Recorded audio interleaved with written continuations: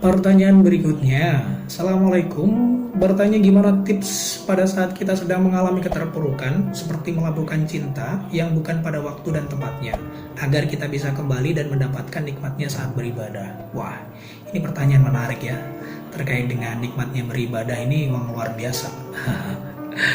Jadi yang pertama kita perlu sadar bahwa jujur sama Allah itu memang melegakan ya.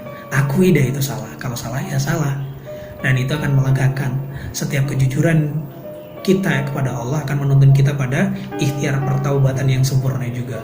Sisanya biar Allah yang jawab dengan ditandainya perasaan lega ya. Ketika udah kita ngobrol sama Allah nyaman gitu ya, biasanya kan ketemu perasaan lega. Kalau udah lega berarti salah satu bukti bahwa Allah udah mulai ngedenger nih apa curhatan kamu. Catatannya, semakin rumit masalah maka kita harus sering juga ulang-ulang jujur sama Allah, akui sama Allah, akui terus sama Allah, dan minta Allah ampunkan itu. Kedua, berlindung sama Allah. A'udzubillahi minasyaitonirrajim itu bukan cuma kalimat biasa. Kita berlindung dari segala hal, di dunia maupun di yang nggak bisa kita lihat sekalipun gitu ya, di langit dan bumi sekalipun. Allah yang maha menguasai itu semua. Jadi kita berlindung pada pemilik alam ini, pemilik kebaikan-kebaikan ini, sehingga apapun yang buruk bisa dihilangkan sama Allah dengan cara kita memahami dari setiap maksud ayat ini. Jadi biar Allah juga bereskan sisa-sisa keterpurukan yang kemudian mengotori diri kita, mengotori hati kita. Ibadah kan jadi nggak nyaman, maka baca itu dulu sebelum kita melakukan ibadah. Lafalkan dengan baik, a'udzubillahi minasyaitonirrajim, dengan sebaik-baik penghayatan dan sebaik-baik pemahaman. Kedepannya kita akan dilindungi dari salah-salah yang sama, insya Allah. Selanjutnya, yang ketiga adalah libatkan Allah dalam setiap urusan kita. Dengan cara apa? Selain ta'awudz tadi, baca basmalah dengan sebaik-baik basmalah juga.